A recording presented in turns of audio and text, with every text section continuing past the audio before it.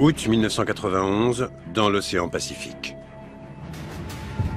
Le porte-avions américain Nimitz rentre à Hawaï, après une longue mission dans le cadre de la guerre du Golfe. Je m'appelle Kevin Vai. J'étais soldat de 2e classe sur le USS Nimitz en 91, quand c'est arrivé.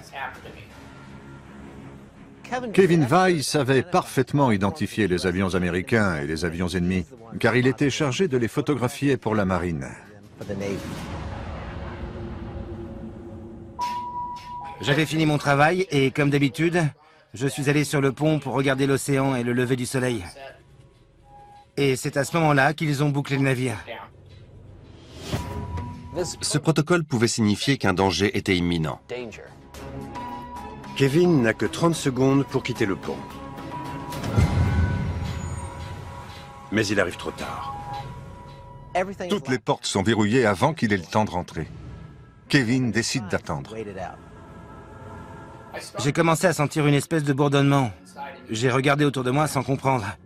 Je sentais ce bourdonnement dans mon corps. Je l'entendais.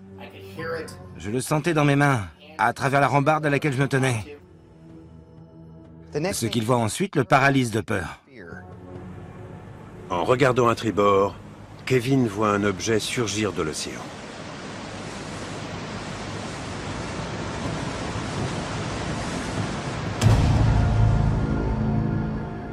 Devant moi se trouvait un objet de très grande taille. Il était énorme, plus grand que le Nimitz. L'eau luisait sous lui. Je ne sais pas si ces lumières provenaient de l'appareil ou de l'océan. Mais cet objet est sorti de l'eau. Et j'ai tout de suite su que j'étais face à quelque chose qui n'était pas de ce monde. L'appareil continue de s'élever jusqu'à dépasser le Nimitz. Et il reste là, à environ 200 mètres du porte-avions, pendant une quinzaine de minutes. Il n'émet aucun bruit, mais Kevin Vai dit que la sensation de bourdonnement a duré tout le long. L'appareil semble ne pas avoir de couleur, un peu comme du verre. Il a commencé à se déplacer légèrement et tout à coup, il est monté dans le ciel à une vitesse fulgurante. Il était devant moi et il est devenu un point minuscule dans le ciel en une fraction de seconde. Après l'incident, Kevin Vai est convoqué pour un interrogatoire. Quand on m'a interrogé, mon premier réflexe a été de me dire « Je ne peux pas leur dire ce que j'ai vu parce qu'ils vont me prendre pour un fou. » Je voulais reprendre le cours normal de ma vie et faire comme si de rien n'était, même si tout avait changé. Kevin a-t-il vu un ovni? Les signalements d'ovnis sous-marins sont parmi les plus spectaculaires à nous avoir été rapportés. On est entouré d'eau sur cette planète. 71% de la surface de la Terre est recouverte d'eau et en grande partie inexplorée. Des ovnis sous-marins peuvent être tout près de nous sans qu'on sache qu'ils sont là. Des ovnis se cachent-ils dans les profondeurs marines de notre planète? Si oui, quelle est l'ampleur de ce mystérieux réseau d'appareils sous-marins? Et d'où viennent-ils? C'est le mystère que nous allons tenter d'éclaircir aujourd'hui. Le MUFON, Mutual UFO Network, ou Réseau mondial d'études des ovnis, est une organisation indépendante qui n'est rattachée à aucun gouvernement. Sa mission consiste à étudier des rapports venus du monde entier signalant la présence d'ovnis. Au cours des 50 dernières années, plus de 70 000 dossiers ont été recueillis et placés sous haute surveillance dans le fameux hangar numéro 1. Pour la première fois, le MUFON autorise l'accès à ces archives. Voici les dossiers du hangar numéro 1.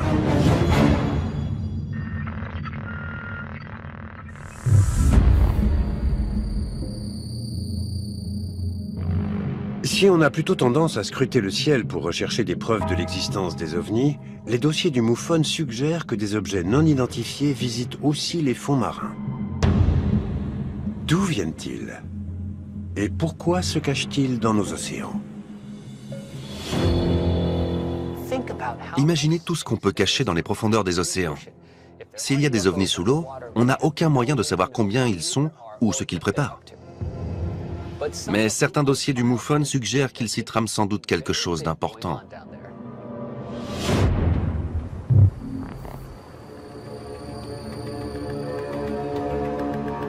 « 4 octobre 1967, Shag Harbor, en Nouvelle-Écosse, au Canada. Pendant l'automne 1967, un homme appelé Laurie Wickens est en voiture avec des amis, tard dans la soirée. Au loin, il remarque un étrange objet lumineux. Cet objet a des lumières clignotantes jaunes et semble descendre dans le ciel en direction du port. Laurie Wickens est tellement surpris par la vitesse et la trajectoire de l'objet qu'il s'arrête sur le bas-côté. Laurie Wickens craint d'avoir été témoin d'un accident d'avion. Il se rend à la cabine téléphonique la plus proche et appelle la police. L'officier de service, le brigadier-chef Victor Verbicki, écoute ce que Wickens a à dire et en déduit qu'il est ivre. Mais très vite, la police reçoit de nombreux autres appels décrivant un accident similaire dans le port. En fait, la plupart des habitants en ont été témoins. On parle d'un accident, mais on n'a pas de certitude, car il n'est pas allé directement dans l'eau. Il était au-dessus de l'eau, et il y est resté un petit moment avant de plonger. Apparemment, les gens n'ont pas été témoins d'un accident d'avion. L'appareil a plongé dans l'eau au milieu du port. Le brigadier-chef Verbicki fait appel à plusieurs pêcheurs locaux pour l'aider à inspecter la zone. Verbicki voit une étrange lumière jaune dans l'eau. Il décide de monter dans un bateau avec son équipe pour s'en approcher. Il ne trouve aucune trace d'éventuels survivants, et encore moins de corps ou d'épaves. Et à présent, la lumière jaune et l'objet qu'ils apercevaient depuis le rivage ont disparu. Des gardes-côtes américains arrivent à leur tour sur place. Les gardes-côtes poursuivent les recherches pendant quelques heures. Et ils ne trouvent rien, et finissent par renoncer vers 3 heures du matin. La police met fin à ces recherches, mais une enquête militaire secrète est ouverte. Ce que beaucoup de gens ignorent, c'est que le 5 octobre 1967, l'armée canadienne envoie le dragueur de mines Granby sur place. Il transporte des plongeurs qui vont mener des recherches sous l'eau. Plusieurs dizaines d'années plus tard, des membres d'équipage sont allés voir le MUFON et ont déclaré que le Granby avait bien cherché un ovni sous l'eau pendant une semaine entière. D'après les entretiens menés des années plus tard, on comprend que le Granby a recherché cet ovni sous-marin dans un rayon de 40 km jusqu'à un endroit appelé Government Point. Une base militaire de Government Point détecte une activité anormale en provenance de l'objet sous-marin. Tout à coup, l'ovni a commencé à se comporter bizarrement. Alors qu'il échappait à la marine depuis une semaine, il semble s'être arrêté et avoir renoncé à se cacher. Il ne bouge plus. D'autres bateaux ont donc été envoyés sur place pour enquêter. Ils ont encerclé l'ovni arrêté. Et ils ont envoyé des plongeurs pour voir ce que c'était. Alors que la marine se rapproche de l'appareil, ses instruments détectent un deuxième objet. Il y a un autre ovni dans l'eau et il se dirige droit sur eux.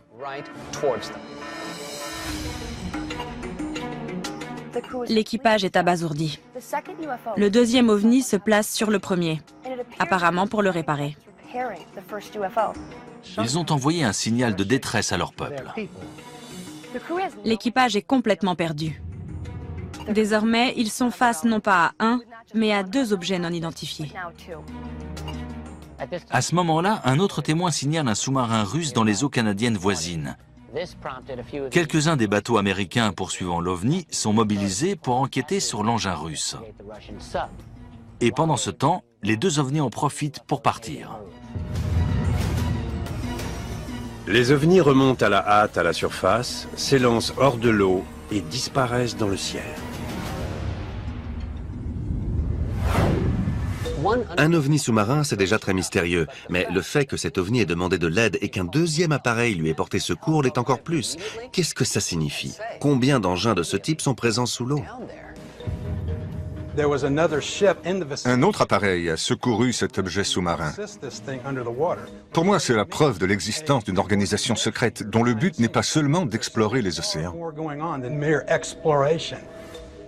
Se peut-il qu'un réseau d'ovnis sous-marins opère sur notre planète, mais qu'on ne les voit pas, car on regarde dans le ciel et non dans la mer?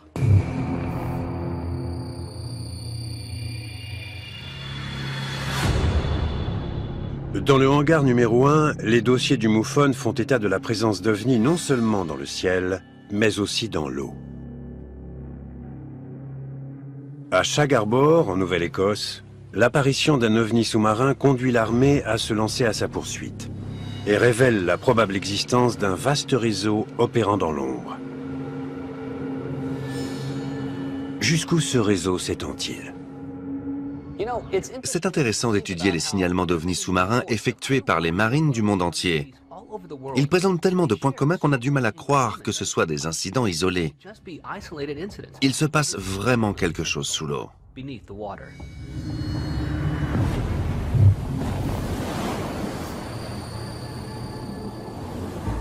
Le 28 février 1963, dans l'Atlantique Nord, au large de la Norvège.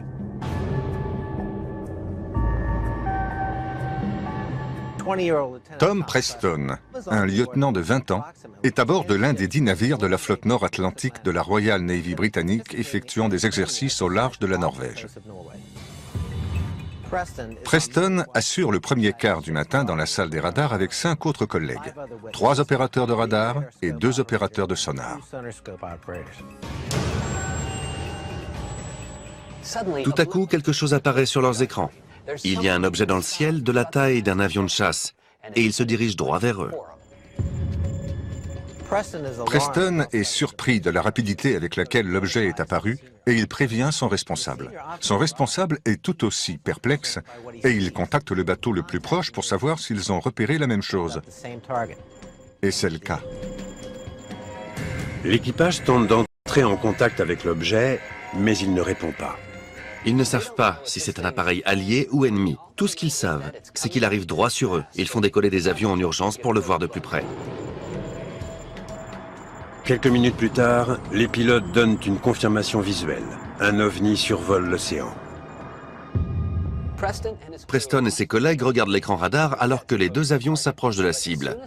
Mais dès qu'ils arrivent tout près, l'ovni tourne brusquement et plonge vers l'océan. Il y a 3 écrans radars correspondant à différentes hauteurs dans le ciel. L'OVNI va tellement vite qu'il traverse les 3 écrans en moins de 2 ou 3 secondes. Il traverse les différents écrans radars. Et quand il atteint la surface de l'eau, le commandant dit de le suivre sur le sonar. L'OVNI fend la surface de l'eau et continue sa course. Sur le sonar, l'équipage le voit traverser l'océan avec autant de facilité qu'il volait dans le ciel. Et il va tellement vite qu'ils ont du mal à le suivre. Les sous-marins les plus rapides peuvent faire du 95 km/h. Ce n'est pas très rapide, c'est juste un peu plus que la vitesse sur une route nationale. Cet OVNI va beaucoup plus vite que n'importe quel sous-marin, ce qui indique clairement que ce n'est pas une technologie humaine, ou en tout cas pas une technologie dont nous avons connaissance. Les marins n'ont aucune idée de la nature de cet objet. Ce qui permet à un ovni de traverser la mer est une sorte de champ tournant. Il repousse l'eau vers le bas, puis la rejette. Il se creuse un trou en s'enfonçant dans l'eau.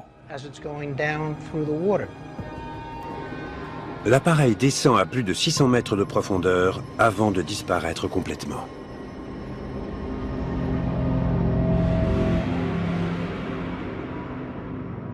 Preston et ses collègues signalent ce phénomène extraordinaire à leurs supérieurs. Mais ces derniers ont une réaction inattendue. Les témoins reçoivent l'ordre de ne plus jamais parler de l'incident. L'équipage est contraint de signer un contrat de confidentialité. L'accord stipule que si quiconque révèle la moindre information sur le sujet, il encourra de graves sanctions disciplinaires. Nos priorités sont complètement inversées. Un événement extraordinaire se produit, et au lieu de tout faire pour en savoir plus sur ce mystérieux appareil qui a disparu dans l'océan, l'armée choisit avant tout de menacer les témoins et de leur intimer le silence. Dans cette affaire, il semble que la Royal Navy soit sur la même longueur d'onde que la marine américaine. Leur but est d'étouffer les incidents liés aux ovnis.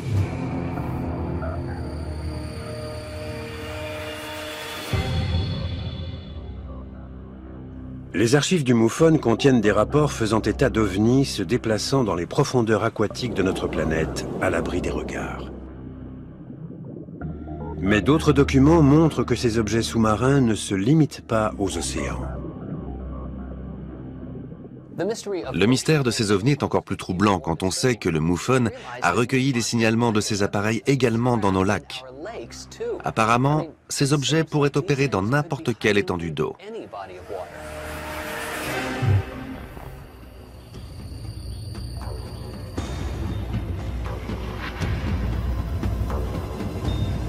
« 2 janvier 1976, le lac Sabine, au Texas. Un père et son fils sont en train de pêcher, comme tous les samedis matins, sur le lac Sabine, au Texas. Le lac est calme et le vent souffle à peine. Le fils regarde par-dessus bord et il remarque une petite lumière qui brille sous l'eau. Il prévient son père. En voyant la lumière, le père demande à son fils s'ils n'ont pas fait tomber leur torche dans l'eau. Le fils montre la torche à son père. Elle est toujours sur le bateau, mais tout à coup la lumière devient plus vive et s'élargit, comme si quelque chose s'élevait au fond du lac et se rapprochait du bateau. La lumière devient de plus en plus large, jusqu'à ce qu'elle se retrouve directement sous leur bateau. Cette lumière reste sous leur bateau pendant quelques minutes. Le père et le fils ne comprennent pas ce que c'est et ils se penchent pour regarder de plus près. C'est une matinée très fraîche, mais en se penchant vers la lumière, son visage commence à le brûler sous l'effet de la chaleur. La lumière se rapproche encore et ils s'aperçoivent qu'elle provient d'un objet, d'un appareil sous-marin. Mais ils n'arrivent pas à le voir distinctement car il finit par partir brusquement et à très vive allure. Ce qui est bizarre, c'est qu'au moment où l'OVNI s'est éloigné sous l'eau, un énorme sillage s'est formé à la surface du lac sur environ 1500 mètres. Ça ressemblait au sillage d'un bateau alors qu'aucun objet n'était apparu à la surface. Le fils a dit que ce sillage était aussi gros que celui qu'aurait pu faire une barge, mais ils n'ont jamais vu l'objet émerger. Il est resté sous l'eau et a fini par disparaître. Le garçon est sous le choc, tout comme son père qui semble sur le point d'être malade. Tout à coup, le père démarre le moteur du bateau et fonce à toute allure vers la rive. Il contourne le quai et accoste directement sur la plage. Quoi qu'ils aient vu dans le lac, ils sont tous les deux terrifiés. Ils descendent du bateau et se précipitent au domicile de l'oncle Dale. Dale était le frère du père. Il avait été opérateur radio dans l'armée de l'air. Le père parle à Dale des lumières et de cet étrange objet qui a formé un sillage. Ils retournent tous les trois au bateau et ils remarquent quelque chose d'étrange. Ils ont l'impression qu'une sorte d'énergie émane de leur embarcation. C'est comme si elle bourdonnait. L'oncle trouve ça curieux et il jette des boulons sur le bateau. Bizarrement, chaque boulon s'accroche au bateau comme un aimant. Il se trouve que le bateau est en aluminium. Or, l'aluminium n'est pas magnétique. Qu'est-ce qui est entré en contact avec le bateau pour qu'il devienne magnétique? Souvent, les objets qui entrent en contact avec des ovnis développent de surprenantes propriétés électromagnétiques. Cela ne s'est pas seulement produit avec des bateaux, c'est aussi arrivé avec des voitures et d'autres véhicules. Par ailleurs, les personnes qui ont vu des ovnis de très près disent souvent qu'ils génèrent une chaleur extrême. Ceci pourrait expliquer la brûlure que le garçon a ressentie au visage en se penchant par-dessus bord. C'est intéressant car les détails concernant cet objet sous-marin présentent de nombreuses similitudes avec d'autres témoignages, comme la rapidité avec laquelle il se déplaçait sous l'eau. Un ovni est capable de se déplacer dans l'espace à très grande vitesse. S'il peut annuler les effets de la pesanteur, le poids de l'eau n'a aucun impact sur lui. Cela lui permet de se déplacer à la même vitesse dans l'eau et dans l'air. Donc, qu'il s'agisse d'un engin aérien ou sous-marin, quand il y a autant de points communs entre tous ces témoignages, on peut se demander si on n'a pas affaire à la même chose. S'il s'agit bien d'appareils extraterrestres, quelles sont leurs intentions? Que font-ils dans les eaux de notre planète? Et surtout, leur présence est-elle un danger pour nous? La grande question est, qu'est-ce qu'il y a dans l'eau qui attire ces ovnis? En 2013, on a investi 3 fois plus d'argent dans l'exploration de l'espace que dans l'exploration des océans de notre planète. Si des extraterrestres cherchent à se cacher sur Terre, l'eau est l'endroit idéal. Ces mystérieux appareils submersibles sont-ils la preuve d'une présence extraterrestre sur Terre? Et si oui, représentent-elles une menace? Si ces ovnis sous-marins sont effectivement hostiles, c'est très inquiétant, car ils sont tout près de nous. Ce n'est pas une petite lumière très loin dans le ciel, au-dessus d'une chaîne de montagnes. C'est quelque chose qui rôde sous nos pieds quand on pêche ou qu'on nage. Une région du monde en particulier semble concentrer un grand nombre de phénomènes liés aux ovnis sous-marins. Des incidents qui s'accompagnent souvent de disparitions inexpliquées. Cette région a été surnommée le Triangle des Grands Lacs.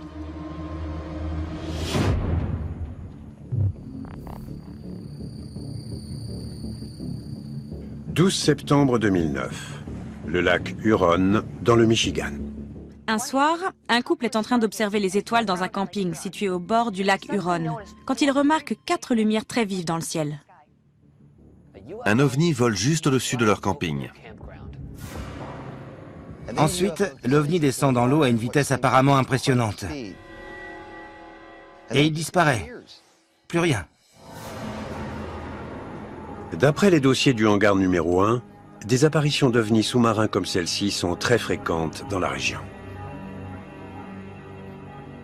Les Grands Lacs sont le théâtre de plus de disparitions inexpliquées que le Triangle des Bermudes. La disparition qui a fait le plus de bruit dans la région des Grands Lacs est liée à un ovni.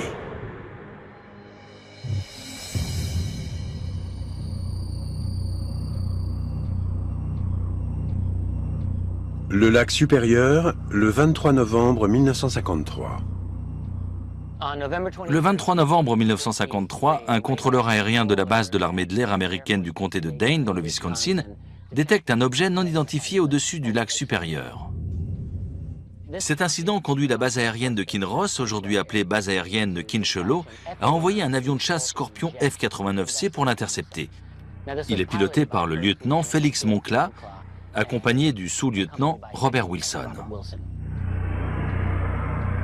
Alors que le F-89C se rapproche de sa cible, le radar du pilote se brouille. Moncla et Wilson ne peuvent plus compter que sur les radars des contrôleurs au sol. Les contrôleurs au sol radioguident le F-89C vers la cible. Il s'approche de l'OVNI à une vitesse d'environ 800 km/h. Les contrôleurs au sol suivent le F-89C sur leurs écrans radars. La distance entre les deux appareils se réduit de plus en plus jusqu'à ce qu'ils ne fassent plus qu'un. Et puis, tout à coup, ils disparaissent tous les deux. On pensait qu'un appareil avait dû passer au-dessus de l'autre et que juste après, on pourrait à nouveau distinguer les deux. Mais ce n'est pas ce qui s'est passé. Il n'y avait plus qu'un appareil et cet appareil a fini par disparaître des écrans. Le personnel à la base aérienne tente désespérément de comprendre ce qui vient de se passer. Les contrôleurs au sol sont paniqués. Un F-89C vient de se volatiliser. Ils essaient de le joindre par radio, mais n'ont aucune réponse. L'heure est grave. Ils organisent une mission de sauvetage. Des secours sont envoyés en direction de l'endroit exact où l'appareil a été vu la dernière fois. Mais une fois sur place, ils ne trouvent rien. Personne ne retrouvera les débris de cet avion de chasse dans le lac Supérieur. On ne sait pas s'il a avalé l'OVNI. On n'a aucune idée de ce qui s'est passé. Mais l'avion a disparu. Un Scorpion F-89C est un gros appareil.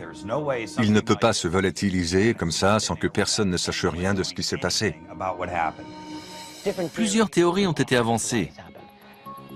L'armée de l'air a dit à la veuve de Félix Moncla qu'il avait volé trop bas et qu'il s'était écrasé. Un autre officier de l'armée de l'air a déclaré « Non, il volait trop haut et l'avion a explosé. Et une troisième théorie disait qu'il avait eu des vertiges et qu'il avait perdu le contrôle.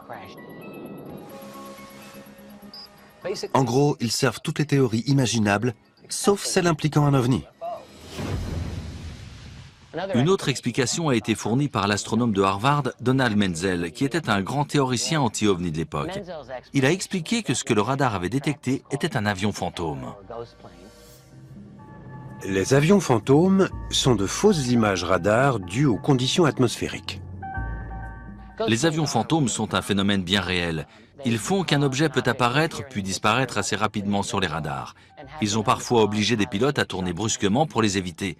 Les contrôleurs aériens signalent ce type de phénomène depuis des années. Quand on y regarde de plus près, la théorie de l'avion fantôme ne tient pas. Car si ce sont simplement de fausses images radar, comment expliquer tous ces avions qui ont disparu au-dessus des Grands Lacs? En 1950, le vol 2501 de la Northwest Orient. En 1956, un biréacteur canadien au-dessus du lac Ontario. En 1961, un petit avion au-dessus du lac Michigan. En 1966, un Cessna au-dessus du lac Erie. Et la liste est encore longue. À cause du grand nombre de disparitions dans le triangle des Grands Lacs, les autorités acceptent de mettre en place un protocole particulier pour le survol de la zone. Le triangle des Grands Lacs est ainsi officiellement reconnu par l'aviation civile.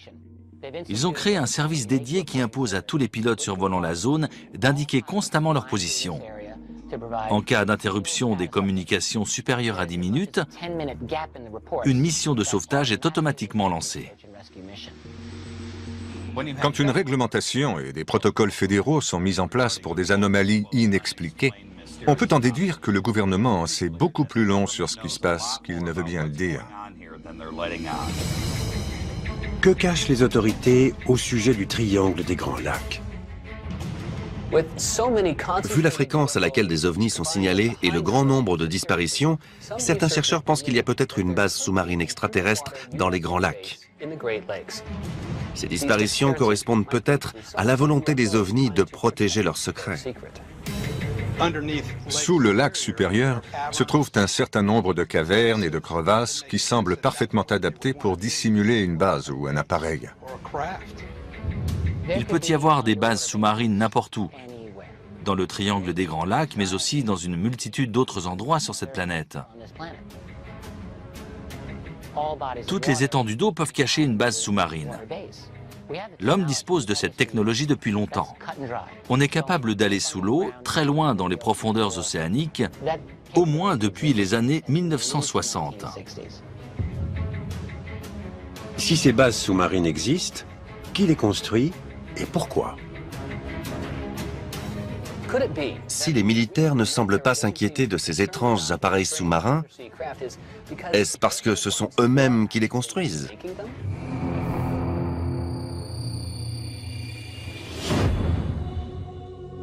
Les enquêteurs du MUFON ont mis au jour des signalements d'ovnis sous-marins couvrant plusieurs décennies, partout dans le monde, tant au sein de l'armée que parmi la population civile.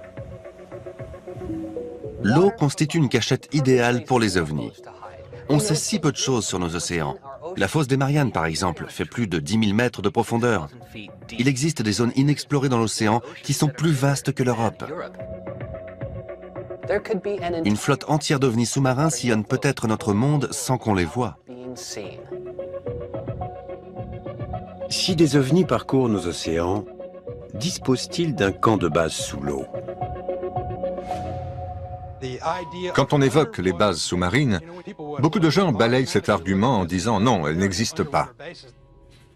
Mais quand vous regardez nos gros sous-marins nucléaires, ce sont de véritables villes sous-marines. Alors, si on le fait, pourquoi pas les extraterrestres?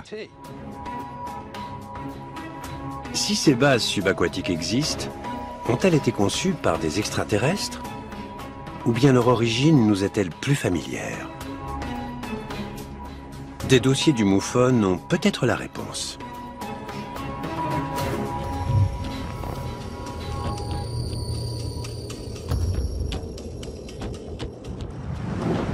Été 1983, dans la mer des Antilles. Par une chaude nuit d'été de 1983, le ravitailleur USS Yellowstone faisait route vers le nord pour regagner son port d'attache de Norfolk en Virginie. Vers 3 heures du matin, un marin sur le Yellowstone remarque une lumière verte au milieu de l'océan. Il prend ses jumelles pour regarder de plus près, mais il ne distingue pas de forme. Il voit simplement un objet qui semble aller droit sur eux. Dès qu'il comprend qu'il s'agit de quelque chose de très inhabituel, il joint l'officier de service par radio pour signaler l'objet. Il dit à l'officier « Quelque chose fonce droit sur nous ». Il demande ce qu'il doit faire, mais son supérieur ne paraît pas très inquiet. L'officier de service répond simplement « bien reçu », mais il ne donne aucun ordre. Le navire continue d'avancer en direction de l'étrange objet lumineux. Le marin est déconcerté et inquiet. Il réitère son avertissement, cette fois avec plus d'insistance, mais il n'obtient aucune réponse. Il se demande pourquoi il est le seul à s'inquiéter de la collision imminente avec cet objet.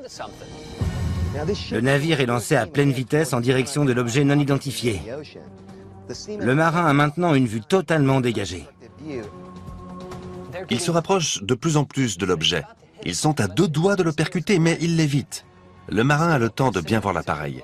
Il s'agit d'un engin métallique de forme sphérique, presque entièrement immergé, et il fait au moins 12 mètres de diamètre.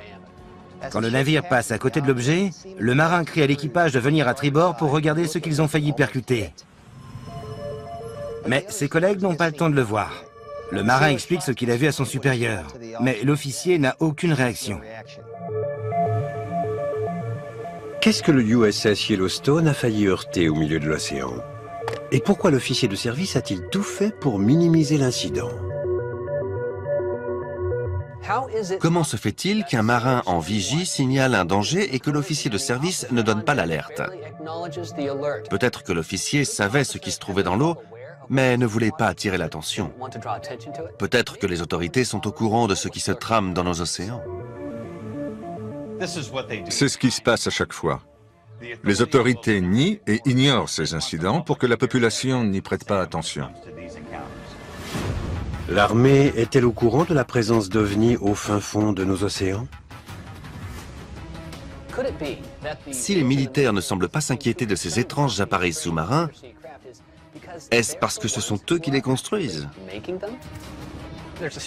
Il semble tout à fait possible que ce que les gens prennent pour des véhicules extraterrestres soient en fait des projets classés secrets, d'appareils construits par l'industrie militaire.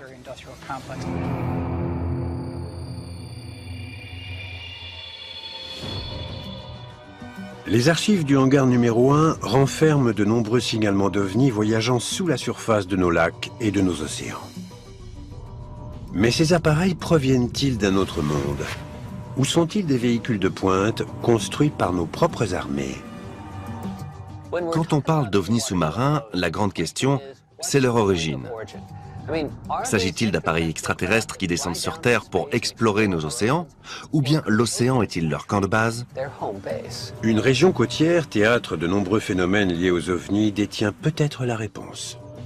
Des ovnis ont été signalés sur tout le littoral des États-Unis, mais surtout en Californie. «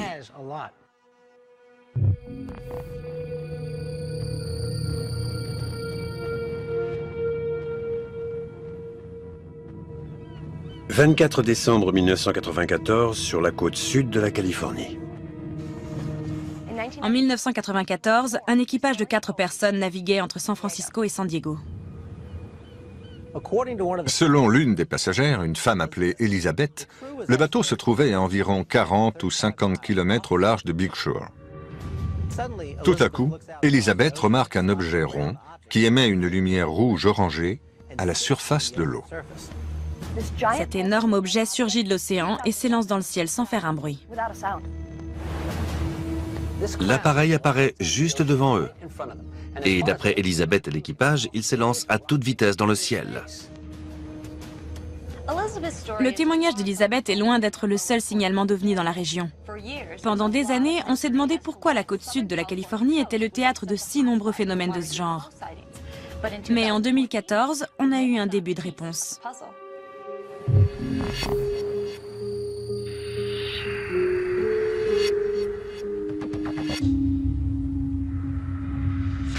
22 mai 2014, Malibu, en Californie. Des ufologues sont en train d'étudier des images satellites de Malibu en Californie quand ils font une découverte inattendue. Ils repèrent ce qui semble être une énorme installation sous la surface de l'océan. L'installation fait plus de 800 mètres de large et est haute comme 60 étages. Si cette installation est le camp de base des ovnis, c'est l'endroit idéal. On en sait plus sur Mars que sur nos propres océans. Donc, si le gouvernement a quelque chose à cacher, le fond de la mer semble tout indiquer. De nombreux chercheurs et ufologues pensent que ce bâtiment permet d'accéder à deux importants complexes militaires. La base navale de China Lake, dans le désert de Mojave, et la base navale sous-marine de Hawthorne, dans le Nevada. Les accès se font à travers un réseau de couloirs souterrains s'étendant sur des centaines de kilomètres. Cette découverte pourrait être capitale pour les ufologues. Cela fait plus de 40 ans qu'ils recherchent une preuve de l'existence d'une base sous-marine et grâce aux images satellites sur Internet, ils l'ont trouvée. Il devient de plus en plus difficile de garder ces activités secrètes. Cette installation est-elle une base militaire sous-marine secrète? Le gouvernement nie que ces images satellites soient une base sous-marine. Mais l'idée ne paraît pas si saugrenue quand on sait qu'il existe déjà des bases militaires sous-marines. Le Centre sous-marin atlantique d'essais et d'évaluation, connu sous l'acronyme OTEC, est une installation de la marine américaine située au large de l'île d'Andros, dans les Bahamas. OTEC est un laboratoire sous-marin qui réalise des essais avec différentes armes de guerre. OTEC dispose d'instruments de pistage top secret pour les appareils sous-marins et aériens. Il est capable de suivre des armes sur une distance de 800 km et une hauteur de 70 000 pieds dans le ciel.